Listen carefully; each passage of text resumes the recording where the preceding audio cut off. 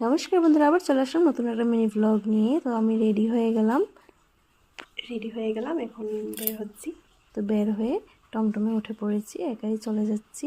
তো মিশনপাড়া ডাইরেক্ট চলে গেলাম। তো ওখানে বড় এসে গেছে, আমরা সবাই মিলে বড় কাকিমুনি, ছোটো কাকিমুনি, তারপরে শিবাঙ্গী, জেম্মা, সপু কাকিমুনি, আমরা সবাই মিলে একসাথে চলে আসলাম সন্তান সংঘ মন্দিরে। সন্তান সংঘতে প্রতিষ্ঠা দিবস ছিল, ভিড় দেখো।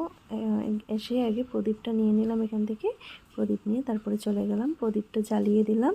তারপরে আমরা সবাই শিব মন্দির আছে সেখানে, কাকিমুনাটা গেলে ওখানে প্রদীপ জ্বালিয়েছে, তো ওখানে গিয়ে প্রণাম টনাম করে নিলাম। অনেকটা ভিড় হয়েছিল, দেখতেই পাচ্ছ তোমরা। তারপরে আমরা এসে লাইনে দাঁড়িয়ে পড়লাম, দেখো সবাই মিলে লাইনে দাঁড়িয়ে গেলাম। আর এখানে বিনিতাদির সাথেও দেখা হয়ে গেছে, তো ওখানে একটা ক্লিপ নিয়ে নিলাম আমরা দুজন, অনেক দিন পরে দিদির সাথে দেখা হয়েছে। দেখো অনেক বড় লাইন, সবাই সুন্দর করে লাইনে দাঁড়িয়ে দেখো যজ্ঞের ফটো দিচ্ছে আর প্রসাদ বিতরণ করছে। এই তো ঢাকের আওয়াজ শুনে আমার অনেকটা ভালো লাগে। কার কার ভালো লাগে কমেন্ট করে জানি। আমার অনেক ভালো লাগে ঢাকের আওয়াজ শুনতে, মনটা পুরো মুগ্ধ হয়ে যায়। খুব সুন্দর ঢাক বাজাচ্ছিল। দেখো আরতি হচ্ছে।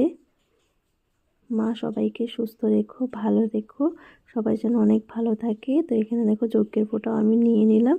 তারপর এখানে দাঁড়িয়েছিলাম ওদের জন্য, কাকিমণি ওদের জন্য, সবার জন্য। তারপর ওরা আসার পরে আবার এখানে লাইনে দাঁড়িয়ে পড়লাম ভোগের প্রসাদ নেওয়ার জন্য। তো ভোগের প্রসাদও নিয়ে নিলাম। অনেক ভালো লাগে আমার ভোগের প্রসাদ খেতে। ভিডিওটা কেমন লাগলো কমেন্ট করে জানিও। Thank you for watching.